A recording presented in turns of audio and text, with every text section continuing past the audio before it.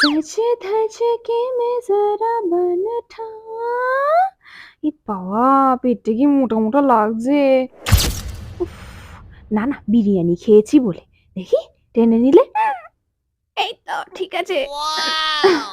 না ঠিক নেই, এবার আমাকে এটাকে ঠিক করতে হবে, ব্যায়াম করতে হবে।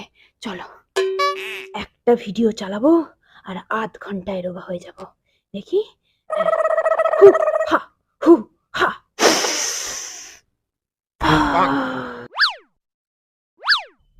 এ একবার ব্যালেন্সই তো করতে পারছি না রে বাবা।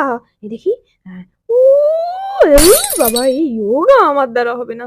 আরেকবার ট্রাই ট্রাই কি করছে যেন। যোগার বদলে অন্য কিছু করি। স্কোয়াটস মারলে নাকি পাছাটা সুন্দর হয়। উফ উফ